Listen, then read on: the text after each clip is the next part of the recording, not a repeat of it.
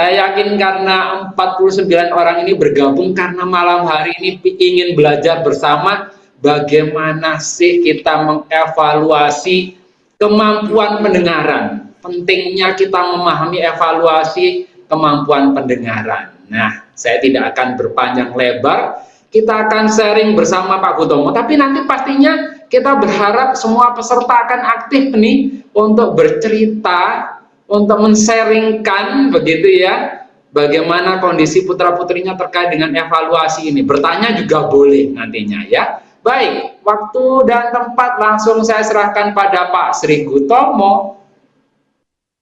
Sudah ya? Oke. J, sambung. Siap.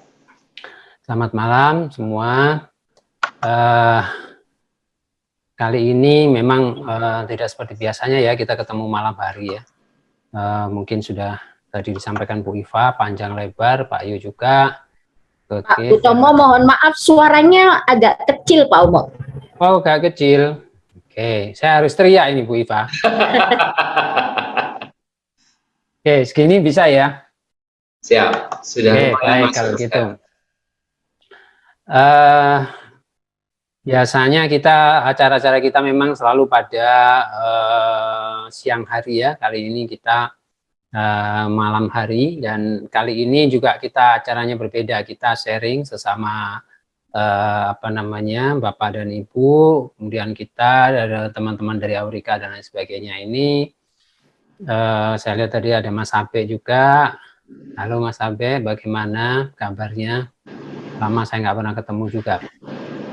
Kita akan sharing malam Pak Sampai. Iya. Kita akan sharing bagaimana sih sebetulnya anak-anak kita yang mengalami gangguan pendengaran ini ya, menggunakan teknologi pendengarannya itu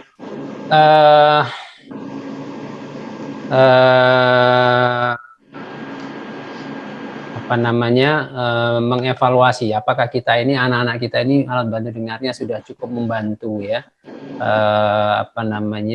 kebutuhan anak-anak kita. Baik, kalau gitu saya memang sengaja acara kita ini memang saya tidak akan memaparkan sharing screen dengan materi dan lain sebagainya. Kita ngobrol sama-sama, kita berdiskusi sama-sama ya, memang ya. Nanti kita berharap seperti sama disampaikan Pak Yokanan tadi bahwa kita bisa saling sharing ya, kalau saya ada yang salah tolong saya dibetulkan dan lain sebagainya, dan bagaimanapun juga kita semua, saya terutama juga masih belajar banyak, harus belajar banyak begitu ya. Baik, berangkatnya dari awal adalah memang di tempat kita di Yayasan Aurika ini, anak-anak gangguan pendengaran ini pada zaman-zaman dahulu ya, kalau saya ulang kembali perjalanan kita, itu tidak seperti semulus sekarang bahwa banyak dari hearing center yang sudah mulai menerapkan, teman-teman dari baik itu kalangan medis atau dari kalangan orang tua yang sudah paham bagaimana mengevaluasi anak-anaknya, apakah alat bantu dengarnya cukup membantu atau tidak ya. Tapi yang sekarang ini berkembang sudah banyak sekali, baik orang tua, profesional yang lain begitu ya, mereka sudah paham dan mereka sudah bisa mengevaluasi dengan baik begitu ya, baik itu orang tua juga begitu. Nah, sekarang yang jadi pertanyaan banyak adalah bahwa saya secara pribadi atau teman-teman kita di Aurika itu sering mendapati atau sering bertemu dengan anak-anak dan orang tua serta keluarga yang datang ke tempat kita itu menggunakan alat bantu dengarnya. Jadi datang ke tempat kita itu sudah menggunakan alat bantu dengarnya. Nah, tujuannya apa dipakaikan alat bantu dengar itu memang kan kita berharap memang anak ini mendapatkan akses pendengaran yang baik gitu ya. Jadi kuncinya itu adalah akses pendengaran yang baik. Entah itu pakai alat bantu dengar yang bersifat amplifikasi ataupun yang bersifat stimulasi listrik ya, yang penting mencukupi kebutuhan anak. Nah, ini yang harus kita pahami betul sejak awal pertama kali alat bantu dengar itu dipakaikan, dipasangkan, dipilihkan. Nah, ini yang kadang-kadang kita abai atau kadang-kadang kita oh ya sudahlah begitu dan lain sebagainya. Sebetulnya tidak. prinsip yang kita anut, terutama di Aurika ini, pemeriksaan pendengaran bagi anak-anak yang memakai atau sudah sedang dipakaikan alat bantu dengarnya, itu pemeriksaan untuk memastikan bahwa alat bantu dengar itu berfungsi sesuai kebutuhannya, itu adalah sesering mungkin, prinsipnya gitu, pada saat pertama kali dipakai. Jadi saya contohkan misalnya hari ini dipakaikan, dipilihkan alat bantu dengar, kita harus memastikan bahwa alat bantu dengar itu berfungsi dengan baik. Gimana caranya? Nah, ini yang sering kadang-kadang kita abai. Bahwa alat bantu dengar itu kan ada spesifikasinya. Kalau yang bersifat mengeraskan suara ya, itu ada spesifikasinya, dia peruntukannya itu yang apa, kan dan sebagainya. Kemudian ada fittingnya, fitting itu juga pasti akan bisa dilihat, dipelajari, baik oleh orang tua yang sama sekali tidak paham maupun yang sudah paham. Hanya saja kadang-kadang kita merasa tidak paham sehingga kita memasrahkan atau memberikan keputusan itu kepada orang lain, terutama kepada audiologisnya dan lain sebagainya. Harusnya kita bisa berdiskusi dengan mereka. Kita akan tanya, ini fittingnya sudah sesuai atau belum? Gimana caranya kita melihat fitting itu sudah sesuai atau belum? Satu, yang pertama harus kita pahami betul adalah spesifikasinya ini cocok, sesuai. Yang kedua, fitting range-nya itu bisa kita baca. Kita bisa meminta mereka semacam yang dinamakan hearing aid performance, begitu ya. Itu kita bisa tahu bahwa oh oke, hearing aid-nya ini bekerja dengan baik dan memberikan amplifikasi sesuai yang dibutuhkan. Ini kita baru ngomongkan kekerasan ya, amplifikasinya.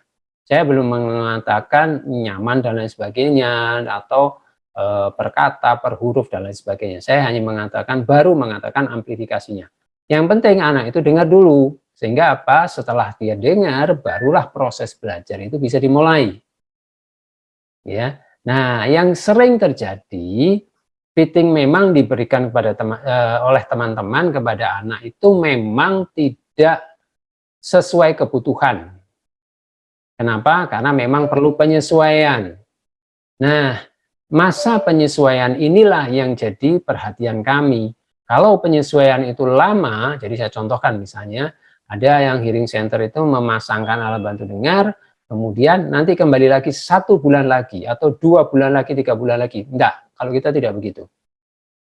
Kalau memang bisa dilakukan pemeriksaan setiap minggu, lakukan. Jadi di tempat kita itu, terutama yang mereka menggunakan ABD-nya, amplifikasinya itu, kita berharap dalam waktu 3 bulan, kalau setiap minggu dilakukan pemeriksaan, itu ada berarti 1 bulan ada 4 minggu, setiap minggu dilakukan pemeriksaan audiometri untuk mendapatkan respons aided audiometrinya anak ketika pakai alat bantu dengarnya, begitu ya. Berarti dalam 3 bulan itu akan ada 12 kali pemeriksaan. Di dalam 12 kali pemeriksaan itu harusnya sudah ada hasil yang lebih bagus dari pemeriksaan audiometrinya, aided-nya ya. Karena biasanya sebelum pakai alat bantu dengar, sekarang teknologi pemeriksaan itu sudah sangat maju dan sudah bisa diketahui, sehingga kita akan membandingkan pemeriksaan aided audiometri dan unaided-nya, baik itu dari sistem dari cara pemeriksaan yang objektif, misalnya kalau pemeriksaan objektif itu yang anak misalnya ditidurkan begitu ya, tidak perlu kerjasama anak, misalnya baik itu ABR, tes BERA itu sama, ataupun SSIP ataupun dari OAI dan lain sebagainya yang tidak memerlukan kerjasama anak. Akan kita bandingkan hasil-hasilnya itu dengan tes pemeriksaan audiometrinya, baik yang tidak pakai alat bantu dengar maupun yang menggunakan alat bantu dengar. Dalam 12 kali pemeriksaan itu sebetulnya harus sudah ada hasil yang lebih bagus. Kalau sampai 12 kali tidak didapati hasil, nah ini jadi pertanyaan. Jangan dikatakan bahwa, oh anaknya belum siap diperiksa. Tidak, memang semua anak tidak siap. Harus disiapkan. Harus dilatih. Nah, dalam 12 kali, 3 bulan itu, 12 kali pemeriksaan, itu harusnya kita sudah bisa mendapatkan gambaran. Ya, mungkin kalau dikatakan 100% bahwa fittingnya sudah bagus betul, mungkin belum. Begitu ya. Tetapi yang ingin saya sampaikan, bahwa pemakaian alat bantu dengar itu harus secepat mungkin didapatkan hasil yang sesuai dengan kebutuhan anaknya, sesuai untuk mencapai target-target yang ingin kita tetapkan. Apa target-target itu biasanya? Biasanya kita paling gampang itu masuk ke area banana split dan lain sebagainya, atau istilahnya sekarang macam-macam, ada yang string bean dan lain sebagainya begitu ya. Nah, itu kita ingin sampai di situ. Nah, itu harus dicapai dalam waktu yang katakanlah kalau dalam teks proklamasi kemerdekaan itu sesingkat-singkatnya gitu ya. Nah, itu harus. Jangan dikatakan bahwa oh nanti ya 1 bulan 3 bulan lagi nanti kita fitting lagi, tidak. 1 bulan lagi itu sudah berapa lama dia kehilangan momen belajarnya dia. Satu. Yang kedua, ketemu lagi misalnya dengan audiologisnya baru 1 bulan lagi atau lebih, 2 bulan 3 bulan lagi, anak ini belum tentu menjadi terbiasa dengan yang melakukan fitting hearing aid. Apakah tugasnya akan terselesaikan langsung dengan baik? Juga tidak, karena dia menganggap itu orang asing. Ingat bahwa proses belajar anak itu adalah berupa pembiasaan. Dan ini pembiasaan juga dilakukan di dalam ini tadi, kita melakukan pemeriksaan. Kalau anak terbiasa dengan proses pemeriksaan yang diajarkan di rumah dan diulang nanti pada saat pemeriksaan di tempat hearing centernya atau tempat pemeriksaannya, begitu ya, itu akan lebih memudahkan sebetulnya. Tapi sebaliknya begitu pemeriksaan itu atau pemeriksaan FFT atau audiometrinya itu dijarangkan atau lebih lama prosesnya, itu kita akan semakin kesulitan. Baik kesulitan behaviornya nanti, kenapa? Karena anak kalau tidak mendengar dia juga tidak akan mau pakai alat bantu dengar ya. Ataupun kalau dia merasa sakit terlalu keras, dia juga tidak akan mau pakai. Jadi nggak ada gunanya kan sebetulnya. Nah, ini yang sebetulnya ini secara ekstrim ya, saya katakan begitu, tapi ini sering terjadi dan kita menemui banyak kasus yang demikian. Baik yang pakai hearing aid-nya, amplifikasi, ataupun yang pemakai cochlear implant. Dan itu saya sering temukan. Nah, dalam waktu yang 3 bulan tadi itu, kita harusnya sudah bisa mengevaluasi, oh ternyata ABD-nya atau mapping-nya anak ini ternyata kurang sesuai. Oke, kita betulkan. Itu sambil jalan. Jadi tidak ada yang namanya proses misalnya, oh sekali fitting selesai beres, tidak ada. Tapi jangan lupa, fitting itu dirubah atau mapping itu dirubah berdasarkan respons anaknya. Kita akan lihat, kalau responsnya sudah bagus, saya nggak akan rubah. Untuk apa dirubah? Karena dia sudah bagus, mendengarnya sudah bagus, terus kemudian respons kalau dia sudah mulai masuk, misalnya ini yang tahap lanjut ya, speech-nya dia sudah mulai bagus dan sesuai dan lain sebagainya gitu ya. Dan untuk apa dirubah? Meskipun sudah waktunya, kalau orang bilang kebanyakan ngomong sudah waktunya fitting dirubah atau fitting ulang atau mapping ulang. Enggak, kalau saya. Selama hasilnya itu bagus, selama proses belajarnya itu berjalan bagus, kita hanya maintenance saja. Kalau cochlear implant, kita akan lihat apakah ada perubahan-perubahan dari elektrodenya. Kalau nggak ada ya sudah, mapping tetap aja. Kalau anaknya tidak merasa ada sesuatu yang hilang atau sesuatu yang berubah, ya nggak perlu dong dirubah. Sehingga ini yang harusnya kita pahami betul, bahwa mengevaluasi itu sejak awal, sejak mulai dia pakai, kita harus yakinkan, satu, aman, tidak terlalu keras, tidak terlalu pelan, ya. Nah itu oke, baru kita pasangkan dan lain sebagainya, kita ajari, nanti pasti terapisnya akan ngasih tahu caranya dan lain sebagainya. Itu pasti akan dikasih tahu dan diajarkan begitu ya. Nah, dari situ itu tahap berikutnya adalah kita mencari, kalau orang bilang kenyamanan misalnya begitu ya, kenyamanan. Tidak hanya kenyamanan sebetulnya, ada yang dengar itu dia kalau kasus-kasus banyak yang kita temui, ternyata huruf A atau misalnya huruf konsonan tertentu dia nggak bisa menirukan, atau salah dan lain sebagainya, tertukar substitusi dan lain sebagainya. Nah ini hal-hal ini yang nantinya akan kita kejar setelah dia fittingnya yang pertama baik. Dalam waktu 3 bulan itu kita kejar, oke, dia dengar, kita yakin bahwa dia dengarnya bagus. Oke, setelah itu barulah kita akan masuk yang lebih kompleks lagi. Tapi kalau dibalik, kita nunggu 1, 2, 3 bulan, baru kita bisa ngajarkan dan mau macam-macam, dan nggak bisa. Ingat bahwa proses pembelajaran anak-anak itu adalah dengan meniru. Nah, kalau yang dia dengar itu tidak baik, atau yang katakanlah belum banyak, katakanlah begitu, apa yang akan dipakai belajar? Ya nggak ada dong. Nah, ini yang harus kita pahami bersama ya, kita mengevaluasi itu gimana caranya, apa yang menjadikan gambaran atau patokan awal untuk melihat bahwa anak-anak ini oke, dia mendengarnya oke, ternyata tidak oke. Nah, gitu ya. Satu, yang paling gampang ya dia nggak merespon, sudah.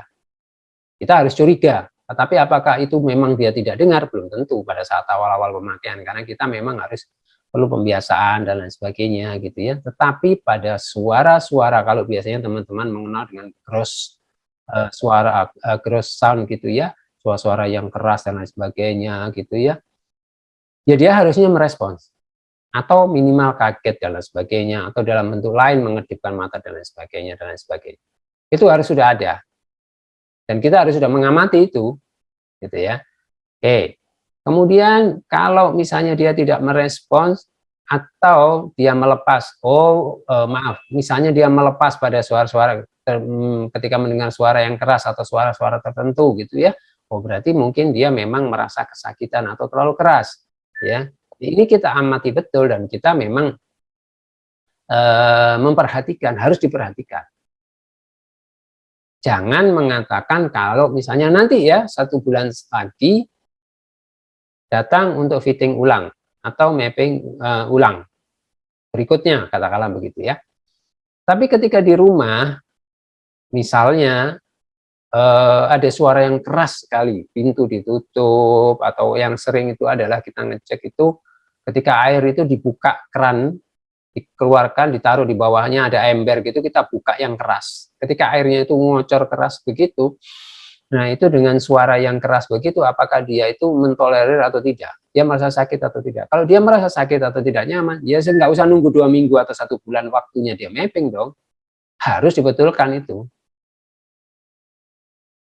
Kalau kita nunggu waktunya mapping, dia lama-lama nggak mau pakai dong, merasa kesakitan. Nah, ketika merasa kesakitan, kita tidak bisa memberikan pembelajaran dia karena tidak bisa mendapatkan informasi yang masuk. Kan nggak ada, orang nggak mau pakai dia. Nah, yang ini gini-gini ini sebetulnya harus kita amati betul, supaya apa? Supaya kita memang bisa melihat bahwa sejak awal itu bagaimana kasusnya. Nah, ketika sudah mulai belajar dan lain sebagainya, nanti pasti akan diajari oleh terapisnya, siapapun itu terapisnya, dia akan melihat kalau dia mengajarkan secara auditori, habilitasi ya. Dia pasti akan melihat, anak ini kalau suara misalnya apa istilahnya yang ada, mungkin teman-teman atau Bapak dan Ibu sudah paham semua ya, voiceless, dia nggak dengar. Misalnya begitu. Tapi yang dia voice, dia lebih dengar. Wajar tidak? Kita lihat, nanti pasti terapisnya akan ngasih tahu dan bahkan berdiskusi dengan kita atau orang tua. Nah, dari situ itu harus kita lihat betul, dan kita lihat di rumah dan di tempat terapi. Kenapa kok harus dilihat di rumah? Karena situasi di tempat terapi itu pasti ideal. Satu, tidak ribut, begitu ya, tenang dan lain sebagainya. Tapi di rumah itu situasi yang ribut, mesti kita tidak bisa nyuruh orang serumah itu diam, nggak bisa. Tapi justru di situasi ribut itulah kita akan hidup, disitulah anak-anak itu akan hidup. Nah, itulah kita akan melihat responsnya mereka. Kalau mereka di situasi yang tenang ini baik-baik saja, tapi di situasi yang ribut dia tidak baik, apa gunanya? Karena nanti dia akan terjun di dunia yang tidak sepi, di dunia yang ribut. Sehingga kita harus memastikan di dalam keributan itu nanti dia akan memperoleh bahan-bahan yang bisa dia dengar untuk pembelajarannya dia. Nah, itu kita perlu catat juga begitu ya. Misalnya kalau di tempat ribut dia responsnya jelek, oke. Kalau di tempat ribut dia misalnya apa namanya jadi pendiam. Jadi ketika ribut dia diam sendiri, menyendiri dan lain sebagainya. Dia tidak nyaman, tidak berusaha untuk berkomunikasi begitu ya. Itu tanda-tanda bahwa oh dia merasa tidak bisa terlibat. Tidak bisa terlibatnya kenapa? Mungkin juga karena dia tidak bisa mendengarkan dengan baik. Sama seperti kita misalnya, semua orang pakai berbahasa yang kita tidak paham, kita juga belum tentu akan mau ikut terlibat. Kita akan menyendiri atau kita akan membatasi komunikasi karena kita nggak paham. Nah, ini sebuah tanda-tanda atau yang harus kita perhatikan bahwa oh mungkin memang begitu, tidak bagus. Nah, itulah yang akan kita cari begitu ya. Tentunya teman-teman yang melakukan fitting ataupun melakukan mapping color implant itu pasti mereka sudah paham. Kadang-kadang itu yang terjadi adalah miskomunikasi antara yang melakukan mapping dan kita atau Bapak dan Ibu sebagai orang tua. Nah, ini yang kadang-kadang harus kita sampaikan. Di dalam kita menyampaikan kepada mereka, kita harus punya catatan. Catatannya apa? Ya responsnya anak. Responsnya anak kita misalnya. Bagaimana? Oh, kalau yang sudah dia sampai ke bicara misalnya, oke. Kalau bicara dia misalnya tertukar-tukar, P menjadi B menjadi P atau dan lain sebagainya, atau terbalik, atau malah hilang dia, dan lain sebagainya. Itu yang kita catat. Apa? Perubahannya apa? Misalnya P menjadi B, ya kita catat P menjadi B misalnya. Berapa sering itu? Nah, itu nanti catatan-catatan itulah yang akan kita tunjukkan dan kita pakai sebagai bahan bahwa oh ada perubahan-perubahan atau substitusi dari ucapannya dia. Nah, ini gambaran secara umum bahwa memang kita harus mengevaluasi itu mulai dari awal dan melakukan pencatatan itu mulai dari awal. Banyak cara-caranya, misalnya dengan mencatat kosakata, dengan mencatat responsnya dia anak dan lain sebagainya. Banyak sekali yang bisa dilakukan, tetapi pencatatan itu harus dilakukan mulai awal. Sehingga kita akan bisa melihat progresnya itu bagaimana nanti.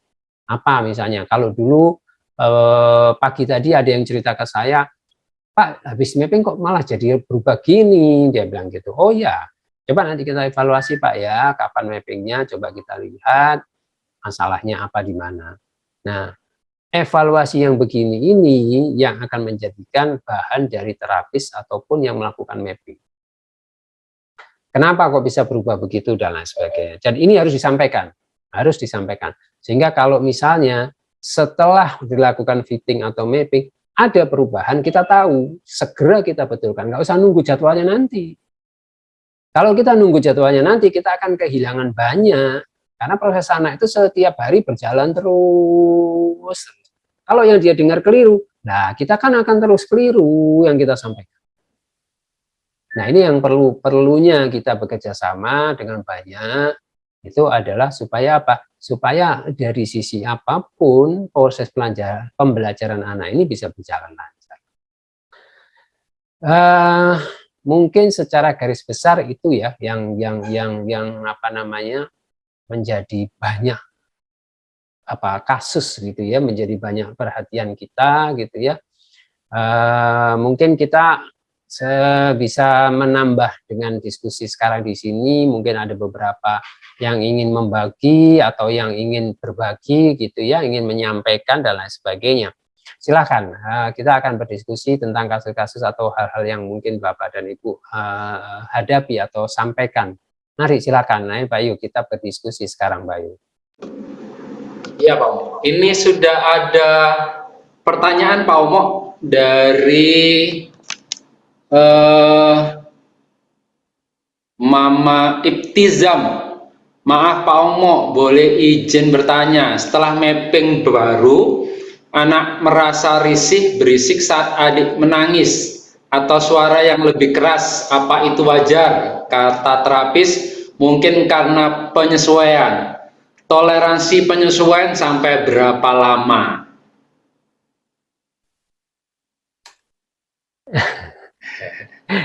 Baik.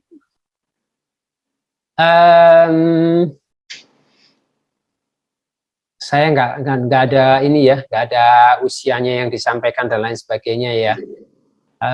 Oke, nggak apa-apa. Secara umum saya juga akan jawabnya secara umum begitu ya. Pada anak-anak yang baru sekali memakai begitu ya, biasanya mapping itu dilakukan memang untuk penyesuaian. Setelah dia menjadi terbiasa, biasanya dalam waktu berapa? Tergantung kita melihatnya. Kalau saya cenderung pada saat anak baru selesai operasi dan dia switch on, dari switch on ke mapping berikutnya itu bisa sampai seminggu atau 2 minggu.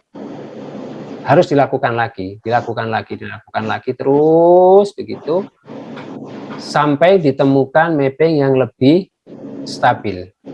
Berapa lama dikatakan stabil ini biasanya tergantung masing-masing, tetapi biasanya dalam waktu 3 bulan itu sudah harus stabil. Kurang lebih 3 bulan itu sudah harus kita dapati yang lebih stabil gitu ya. Nah, kemudian itu akan kita evaluasi lagi terus. Laporan orang tuanya bagaimana. Nah, kalau misalnya seperti yang disampaikan tadi, selama sebelumnya itu oke-oke saja, dan setelah di mapping ternyata berubah menjadi tidak mau maaf, menjadi terganggu oleh tangisan adiknya atau suara-suara yang tinggi, melengking dan lain sebagainya, kita harus lihat, kita coba lagi ya. Suara adiknya seberapa keras, seberapa jauh begitu ya. Kita amati betul. Kita coba mereproduksi suara itu dengan apa? Macam-macam. Kita bunyikan suara yang lain misalnya, yang berisik, seberisik kurang lebih tangisan anak adik. Sedekat itu juga. Sehingga apa? Kita akan mendapatkan volume kekerasan, frekuensi bunyi yang hampir sama. Sehingga apa? Dengan dari situ kita akan lihat, oh ternyata memang sekarang ini kalau saya cobakan misalnya saya masukkan kelereng ke kaleng, itu kan juga frekuensinya tinggi, hampir sama dengan kalau adik bayi nangis dan lain sebagainya kan begitu ya. Tinggal kekerasannya seberapa jauh kita atur kekerasannya, kita cobakan. Nah, kalau memang dia merasa itu berisik dan tidak mau atau dilepas langsung prosesornya, berarti memang mungkin terlalu keras atau terlalu tinggi listriknya, stimulasi listriknya. Sehingga kita memang harus segera itu. Kalau kita ngomongkan mau berapa lama toleransi itu, kalau dia langsung melepas atau langsung nangis, berarti itu terlalu keras. Toleransi itu tidak perlu harus nunggu lama-lama. Kalau dia kesakitan ya kesakitan, itu begitu. Sehingga kalau ya samalah kalau misalnya kita dicubit sakit ya sakit memang. Masa kalau dicubit lama-lama terus menjadi tidak sakit ya tetap sakit kan begitu. Nah, ini yang harus betulnya kita amati. Mau ditanya berapa lama, yaitu tadi kasusnya. Kalau dia langsung melepas, dia langsung nangis atau dia langsung katakanlah menjadi tidak nyaman sekali, oke, berarti itu ada masalah.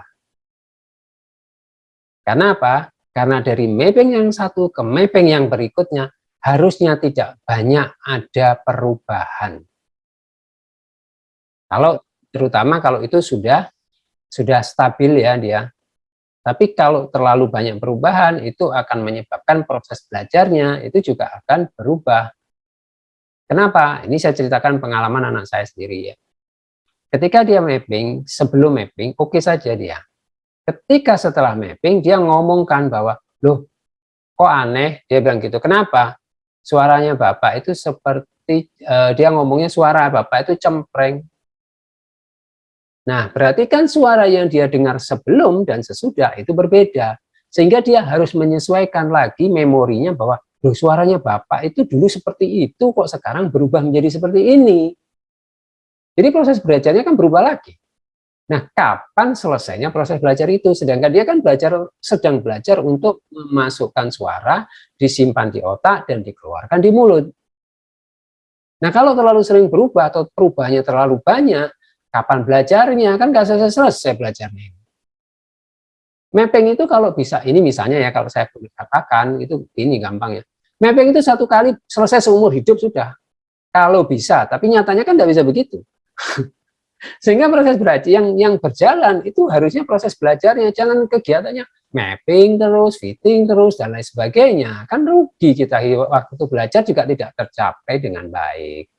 Itu begitu. Itu Pak Yu, mungkin bisa membantu sedikit. Ya, oke. Ini ada pertanyaan yang agak panjang, mungkin boleh open mic langsung ya.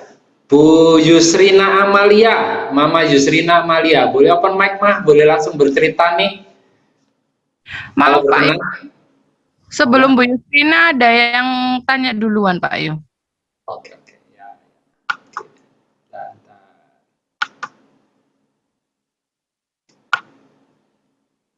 Oh ya, ini ada pertanyaan Pak Mo. Apa saja yang harus diperhatikan ketika setting ABD selain hasil ASSR atau audiometri, Pak? Gimana Pak Mo? Oke, baik.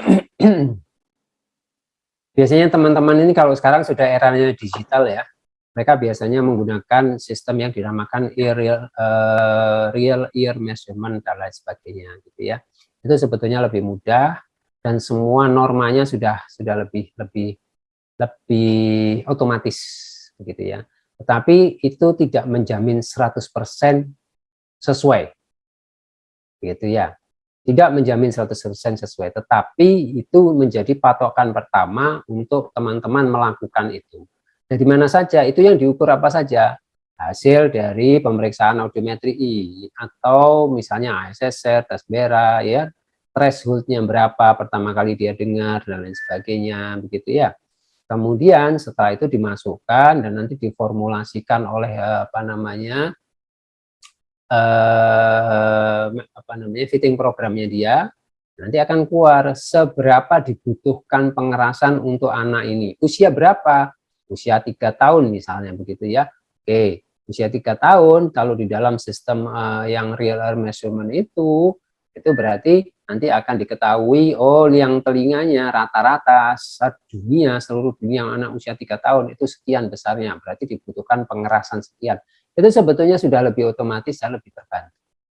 Tapi yang jadi masalah adalah setelah itu dilakukan, apakah itu 100% membantu dia? Itu yang jadi pertanyaan. Sehingga apa? Sehingga setelah dilakukan fitting itu, tugasnya adalah evaluasi itu tadi yang berlanjut. Jadi evaluasi itu harus dilakukan terus, dicek di rumah. Misalnya paling gampang kita pakai link sound. Oke, link sound bisa enggak? Kita tidak harus maaf. Kita tidak harus meminta anak ini yang baru pertama kali pakai untuk bisa menirukan. Oh enggak. Cuman kita akan melihat responsnya apa. Ada responsnya tidak kalau ada suara itu misalnya. Ada respons enggak terhadap suara yang gross sound tadi atau suara-suara ketukan yang keras dan lain sebagainya. Ada teman-teman dulu itu yang dia malah ngeceknya itu pakai ember dipukul. Banyak cara sebetulnya untuk melihat ada respons atau tidak tanpa harus melihat, tidak boleh melihat. Respons mendengar. Nah, itu yang harus kita cari, kita catat. Karena dari fitting awal yang otomatis tadi itu akan dicari lagi atau istilahnya di fine tune lagi lebih sesuai, lebih seperti kebutuhan anak secara individual. Jangan lupa bahwa meskipun dia pakai color implant, dia pakai hearing aid yang amplifikasi, tetap saja bahwa istilahnya adalah psikoakustik. Akustik yang juga dipengaruhi oleh psikologi anak atau orang dewasa atau siapapun juga pengguna. Jadi suara atau mendengar itu setiap orang tidak sama. Ini yang ingin ditekankan. Jadi kalau fitting itu sebetulnya sudah lebih terbantu dengan program otomatis yang dilakukan dan lain sebagainya, itu sudah lebih jauh terbantu. Tapi evaluasinya setelah dilakukan, nah ini yang lebih penting.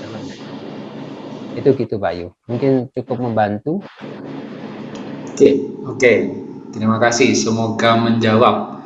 Wow. Pertanyaan yang ketiga dari Mama Yusrina Amalia. Mau open mic, Mah? Atau saya bacakan saja? Ya. Mau gabung open mic, Mama Yusrina? Oke, baik. Kalau sudah open mic, monggo silakan Mama Yusrina. Assalamualaikum Pak Omo. Waalaikumsalam. Iya Pak, anak saya itu umur 29 bulan sekarang. Nah, dia itu switch on itu bulan November tahun lalu. Berarti sekitar sekarang udah 11 bulan ya. Nah, selama ini tuh udah mapping. Awalnya mapping 2 minggu sekali, 2 minggu sekali. Terus sebulan sekali. Nah, sekarang udah 3 bulan sekali, dijadwalinya seperti itu. Nah, terakhir itu saya sudah bilang ke mappingnya bahwa ini kok belum dapat ya Bu, belum bisa imitasi ke huruf S, sh, itu belum dapat Pak. Ya. Tapi anaknya sudah respon, tapi dia itu pengucapannya belum bisa. Nah, katanya itu yang mapping itu apa ya? Katanya tiap mapping itu untuk tingkat volumenya itu paling udah tinggi gitu loh, untuk S-nya itu udah di polin gitu loh, udah semaksimal itu. Ya. Tapi sampai sekarang belum dapet. Itu apakah oralnya atau gimana? Nah, alhamdulillahnya sekarang anaknya juga sudah bisa niup. Tapi baru sih Pak, baru bisa niup. Itu bagaimana ya Pak? Baik, saya akan ini aja Mbak ya, karena kasusnya saya tidak artinya saya tidak lihat ya, katakan begitu ya. Jadi ini hanya sekilas saja yang disampaikan. Gini, mapping itu seperti orang melakukan apa istilahnya ya, istilahnya nyetem piano gitu ya. Kenapa kok saya istilahkan nyetem piano? Karena cochlear itu bisa diibaratkan seperti piano. Kalau kita buka lingkaran lingkarannya itu kan dia melingkar begitu ya. Nah, itu kita buka seperti itu. Nah, nanti akan dimasukin, dilewati elektrode kan begitu ya kalau cochlear implant. Nah, elektrode mana yang dia akan menstimulasi, daerah region mana, nanti itu akan mengakibatkan dia bisa mendengar apakah itu frekuensi tinggi atau frekuensi rendah. Oke, sampai di situ. Nah, kemudian setelah dilakukan mapping, apakah kalau mapping memang S regionnya S itu tempat suara S misalnya begitu ya, gampang kita pahamnya, itu dikeraskan listriknya, apakah dia bisa mendengar? Mungkin. Tapi apakah persepsi huruf S itu hanya dipengaruhi oleh satu elektrode itu? Belum tentu juga. Sehingga akan kita lihat elektrode berikutnya itu seberapa keras. Kalau ternyata elektrode berikutnya terlalu keras, lebih keras dari misalnya, ini contoh gampang yang kita harus pahami, dari yang tempatnya S tadi, ya dia nggak akan dengar meskipun S-nya keras. Jadi biasanya itu harus seimbang antara semua elektrode itu. Nah, itu pasti mereka yang melakukan itu sudah paham.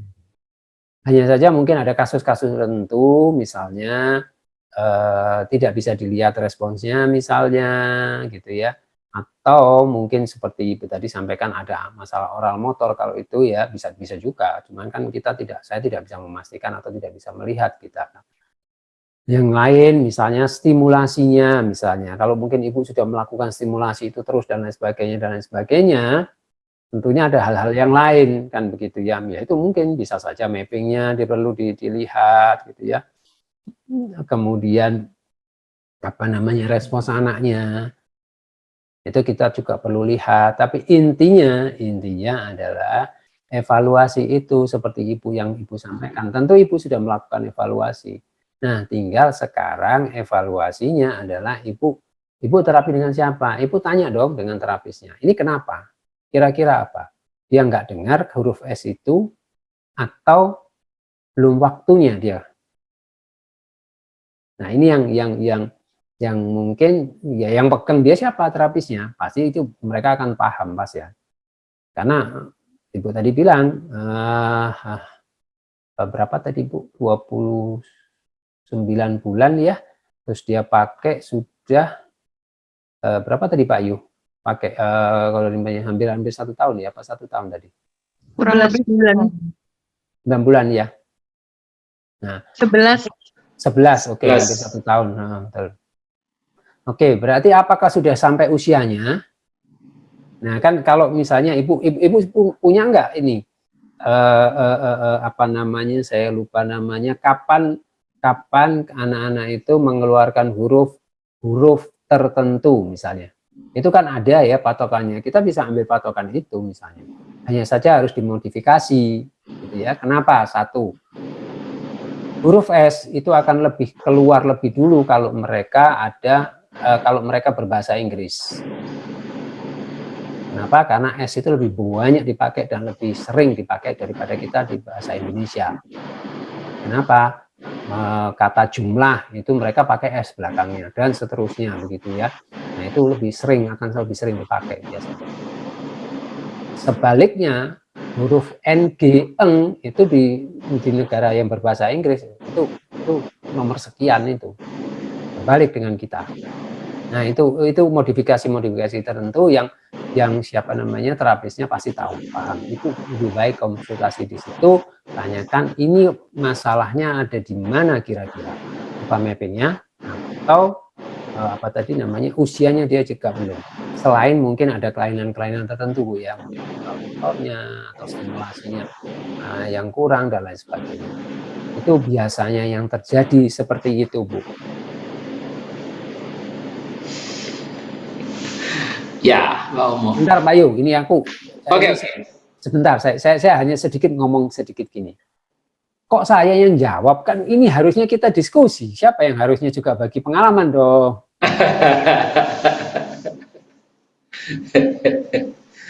Ayo Pak Yu, kita lanjutkan Pak Yu. Nanti kita mungkin tanya siapa di sini ya. Kalau mengingat waktu ini tinggal 2 menit lagi Pak Omo. Tadi mau kita tambah Pak Yu, mulainya tadi lebih Pak Yu, jam 7 lebih. Oke, kita tambah ya berarti ya. Ya, tadi mulainya kan jam 7.15. Siap. Saya. Ya. Nah, ini Mama Rafasya mau menyampaikan langsungkah pertanyaannya? Monggo Mama Rafasya. Open mic boleh? Atau saya bantu membacakan? Oke, kelihatannya tidak ada respon. Jadi saya bantu membacakan saja. Pak Omo izin bertanya. Jika anak belum bisa menyampaikan verbal, tapi anak kalau di tempat ramai seperti jalan raya atau di tempat yang sepi, perintah paham, apa bisa dijadikan acuan mappingnya sudah tepat? Jadi anak ini belum verbal, belum bisa memberikan feedback ke kita bahwa dia mengerti apa yang kita sampaikan. Tapi ketika di tempat ramai atau yang di tempat sepi, dia paham apa yang kita berikan, kita ajakkan bicara pada si anak. Apakah ini mappingnya sudah bisa dibilang tepat? Kalau menilai dari situ, kalau memang dia paham, ya sudah, asal itu dilakukan secara auditori. Ya. Bukan Jadi kita secara visual. Secara auditori, anaknya mendengar, betul-betul mendengar. Kalau ada clue-nya, ada misalnya dia melihat dan lain sebagainya, belum tentu kita bisa mengatakan bahwa itu misalnya mappingnya tepat. Karena mapping tepat itu banyak bisa dilihat dari banyak hal, tidak harus dari respon bicara saja.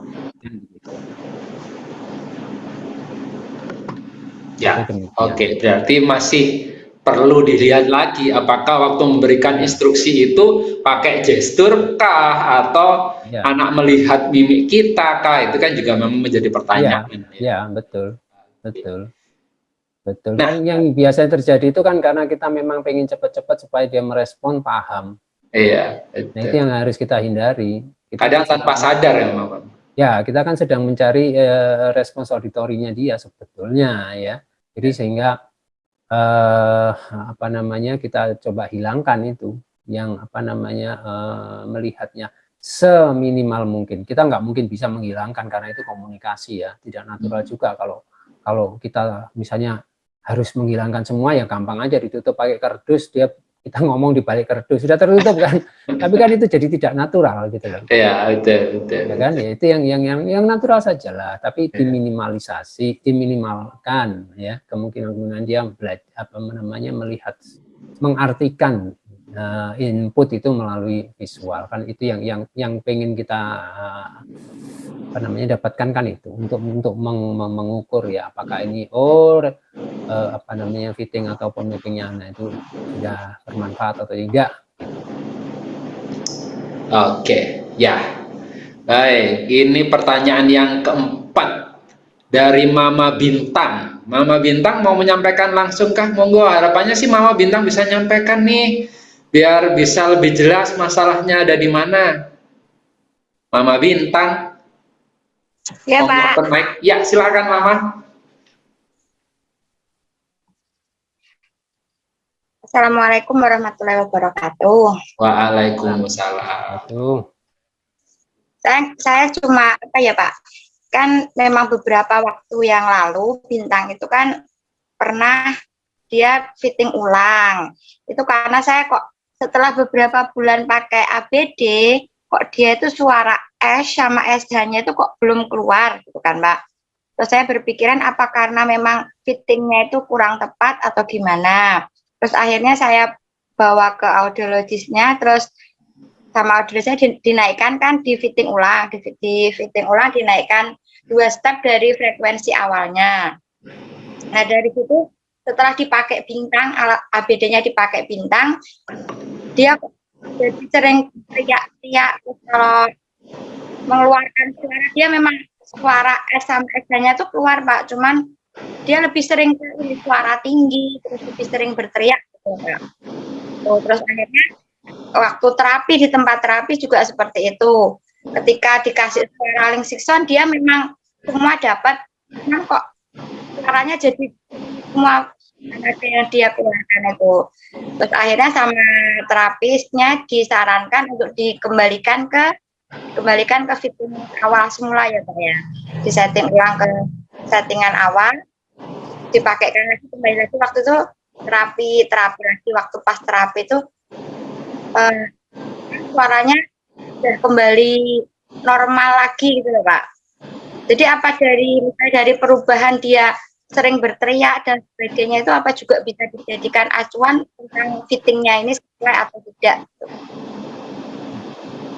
Terima kasih, Pak ya. Ya, terima kasih Mama Bintang. Monggo, Pak. Malam Dokter Dahlia, bisa bantu saya jawab Dokter Dahlia? Iya, ini ada Dokter Dahlia ya di sini. Saya tadi sepintas melihat ada Dokter Dahlia. Dokter Dahlia, bolehkah bergabung menjawab pertanyaan Mama Bintang? Oke, Pak Yo, mungkin Dokter Dahlia juga lagi sibuk. Oke, siap. Monggo, Pak. Jadi kalau yang terjadi Bu ya, memang dari kasus-kasus yang ada, saya ceritakan satu kasus saja Bu ya, ini ya memang. Ada anak itu dia komunikasinya bagus, oke, tapi dia sudah masuk ke profound hearing loss, gitu. Nah, si ibunya ini kepingin mungkin huruf S itu dia bagus. Akhirnya sama seperti ibu tadi, dinaikkanlah fittingnya dan lain sebagainya, dirubahlah dan lain sebagainya. Dia dapat, tapi setelah dia dapat itu banyak hal-hal yang dia salah paham dari sebelumnya, sebelum dirubah fittingnya. Banyak sekali. Jadi contohnya, ibunya cerita, kalau dia disuruh ke mana namanya, manggil ke siapa namanya kakaknya, saya ingat betul namanya kakaknya itu Hamdi. Nah, Hamdi itu dia mendengarnya itu adalah mandi. Tapi setelah itu dikembalikan pada fitting yang sebelumnya, balik lagi Bu, dia disuruh ke Hamdi, kakaknya itu, ya dia ke Hamdi bukan mandi. Jadi memang pada kasus-kasus terutama yang dia profound hearing loss, itu ada hal-hal yang memang alat bantu dengar yang bersifat mengeraskan itu tidak bisa membantu 100%. Karena memang ya keterbatasan alat-alatnya. Kalau memang kita mau paksakan, terus untuk apa diciptakan color implant itu? Kan pasti ada research yang mendasari sehingga diciptakan itu untuk mengatasi ini yang tidak bisa membantu lebih baik, katakanlah. Itu yang sebetulnya terjadi itu seperti itu. Memang frekuensi tinggi itu ya susah memang ya. ABD itu susah memang untuk mengamplifikasi. Pasti ada noise yang masuk gitu ya. Karena frekuensi tinggi itu kan juga banyak juga yang berupa noise ya, noise yang letaknya di frekuensi tinggi. Dan itu juga akan mengganggu pasti, itu kan gitu. Sehingga itu tadi, kalau memang kebutuhan anaknya ini apa, kalau kita mau mengejar frekuensi tingginya ya pasti akan terganggu juga. Suara-suara yang noise frekuensi tinggi itu banyak sekali loh di lingkungan kita.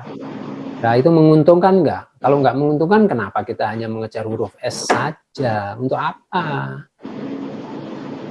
Dan begitu ya. Lebih baik kalau memang mau mengejar huruf S-nya, ya memang mungkin harus dipertimbangkan dia pakai color implant. Mungkin ya Bu ya. Saya nggak ngerti kasusnya secara detail bagaimana ya. Cuman kalau memang hanya untuk itu, ada kasus-kasus yang profound hearing loss, dia mau mengejar itu, mungkin akan kesulitan. Kalau ada yang ngomongkan bisa, tidak semua orang sama, tidak bisa sama. Banyak kasus-kasusnya. Kenapa kok tidak samanya? Banyak juga. Ada yang hearing aid, makanya kalau orang ini apa Bu? Main ya, saya ngomongnya main Bu. Saya nggak ngomong sungguh-sungguh, artinya begitu. Kalau ada anak yang baik, hasil performance-nya dia menggunakan merek A, pasti yang ditanya itu oleh orang tua lain, itu alatnya pakai apa? Tapi dia tidak pernah tanya dulu, loh latihannya seberapa beratnya kamu melatih anakmu bisa seperti ini. Itu tidak pernah ditanyakan. Padahal itu adalah yang lebih menentukan progres anaknya. Nah ini yang mungkin ya kalau saya katakan, ya alat tetap alat, dia akan berfungsi baik kalau dia dipakai dengan sesuai dengan kebutuhannya, sesuai dengan apa yang diperuntukkannya. Itu begitu. Kalau kita mau misalnya kita mau naik mobil sedan, terus kita bawa naik off-road, misalnya ke hutan, ke gunung, ya itu nggak bakalan jalan. Bisa jalan, bisa. Tapi itu bukan tempatnya.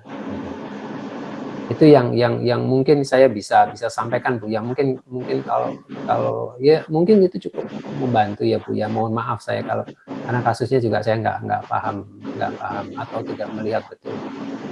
Mungkin kalau ada yang lain, mungkin Mbak Isti itu kan ada, Mbak Isti itu bisa bantu. Mbak Isti gimana Mbak Isti? Bantuin dong. Saya Pak Omo, saya dengerin dulu deh. Mbak Isti, padahal tadinya itu kan kita mau sharing Mbak Isti ini, kenapa kok bertanya semua? Saya mau nanya nih Pak Omo malah. Nah,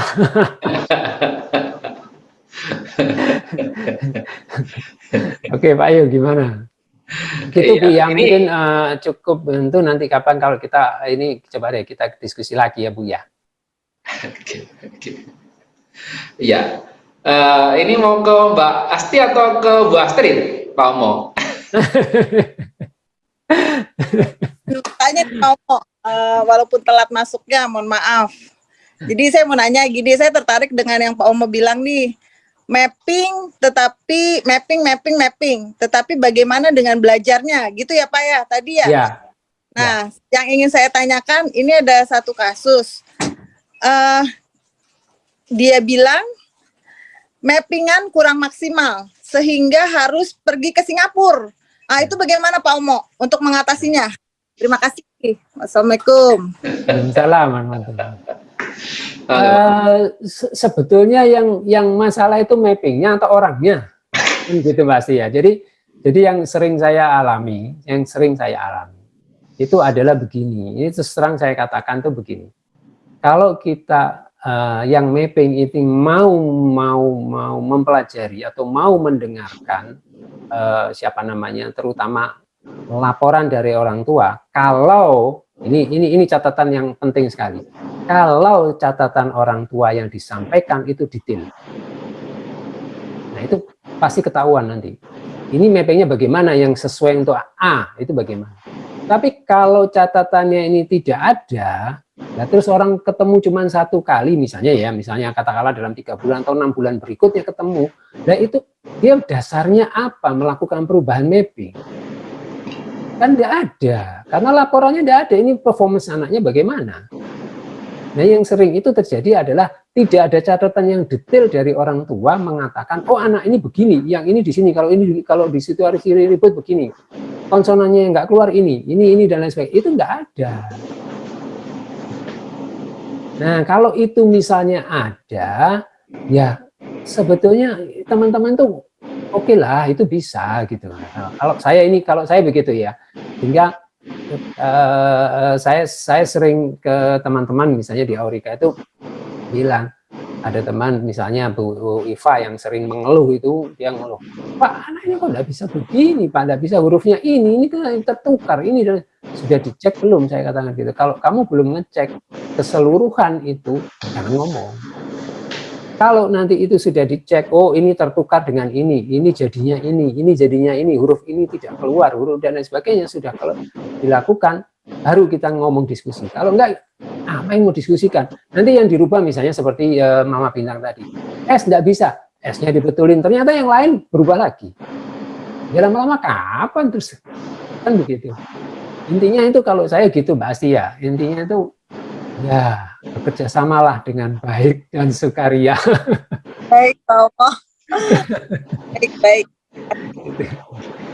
Basti, kangen Basti.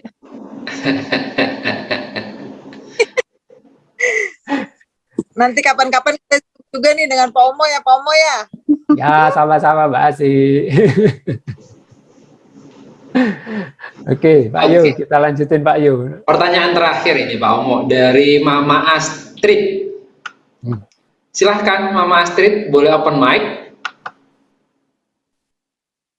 Mama Astrid, monggo, mau open mic.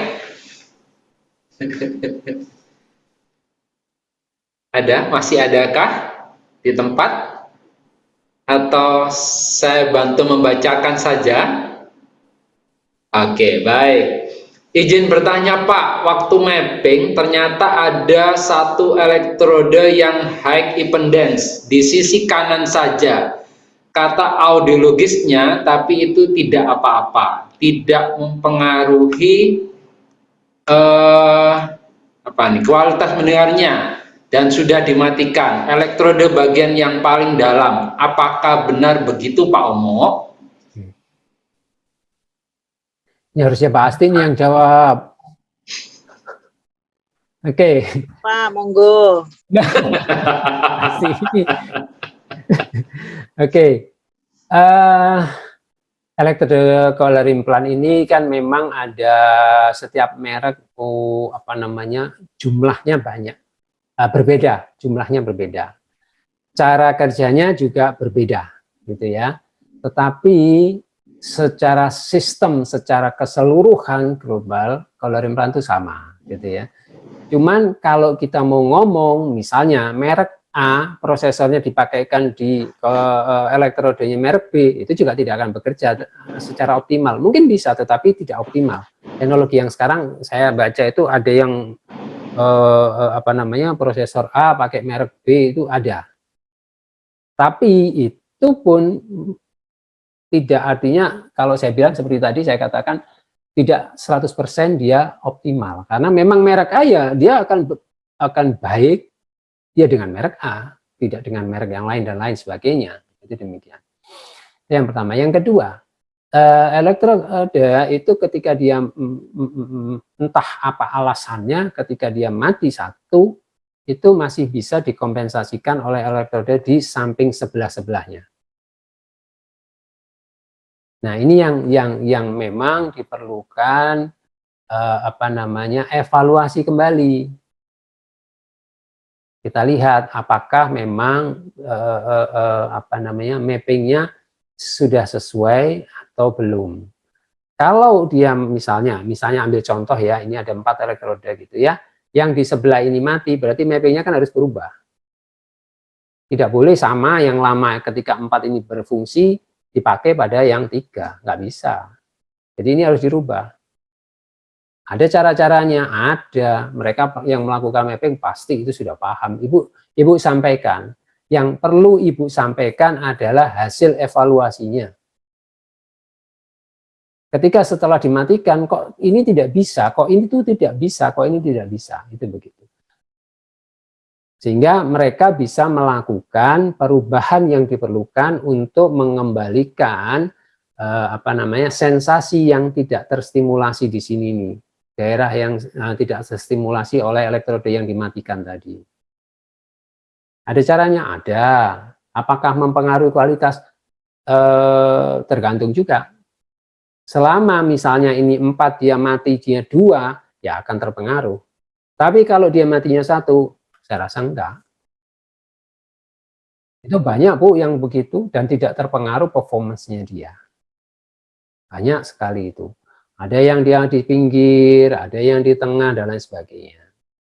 Entah apa alasannya mati, ini memang risiko yang memang buatan manusia ya. Risiko buatan manusia itu ya demikian itu, tetapi kita akan meminimalkan kerusakan itu, meminimalkan efeknya yang dia dimatikan ini dengan cara apa? Mappingnya, strategi mappingnya yang dirubah begitu ya, cara-caranya gitu. Nah, kita kalau Ibu yang harus dan bisa mudah dilakukan itu adalah mengevaluasi. Itu sebabnya tadi mulai awal saya katakan evaluasinya itu harus mulai awal. Jadi kita punya progresnya. Pada saat dia dimatikan, misalnya huruf P yang dulu tidak bisa, sekarang menjadi tidak bisa. Kita lihat sudah, loh kok dulu bisa, sekarang tidak bisa. Tapi kita sudah punya buktinya bahwa dulu ini bisa. Nah itu yang perlu Ibu sampaikan. Sehingga mappingnya bisa dibetulkan, bisa disesuaikan dengan kondisi real sekarang itu bagaimana. Jadi kalau ini mati, dimatikan, ya harus diulang mappingnya. Harus disesuaikan, gitu. Nggak bisa yang tadinya 4, dipakai yang 1 mati jadi 3, sekarang dipakai, nggak bisa. Harus dibetulkan ini. Artinya mereka yang melakukan mapping pasti tahu caranya, dan itu ada cara-cara tertentu untuk mengkompensasikan supaya pendengarannya ini tidak berubah. Itu demikian kan, yang mati tadi yang dimatikan hanya 1 ya di sebelah ujung ya tadi ya. Itu begitu. Begitu Pak Yu mungkin. Masih mati Pak Yu. Ya, oke. Baik, terima kasih banget Pak Omo. Sharingnya ini tidak berjalan, tapi jadinya bertanya. Ya, kan saya tadinya pengen sharing, saya ini pengen belajar juga dari Mbak Asti, dari yang lain-lain juga, dari Bu Popi juga. Mana Bu Popi saya jadi nggak kelihatan. Ya. Semoga nanti di Selasa depan dan Selasa-Selasa berikutnya sampai dengan akhir Oktober kita tidak lagi bertanya gitu ya, tapi kita bisa saling berbagi karena tujuan acaranya atau temanya adalah sharing bukan paparan begitu ya. Nah, jadi kita berharap Selasa depan akan lebih ramai lagi materinya apa yang akan kita sharingkan minggu depan. Kepoin saja di grup diskusi Yayasan Aurika yang belum bergabung, jadi peserta yang ada di sini, sahabat Aurika yang ada di sini dan ingin bergabung di kelompok diskusi Yayasan Aurika, boleh kontak dengan Bunda Iva atau Bunda Eli, gitu ya. Beliau adalah pengampu dari grup diskusi Yayasan Aurika. Jadi silahkan menghubungi beliau untuk nantinya di-invite masuk di grup bila berkenan bergabung di Sahabat Aurika.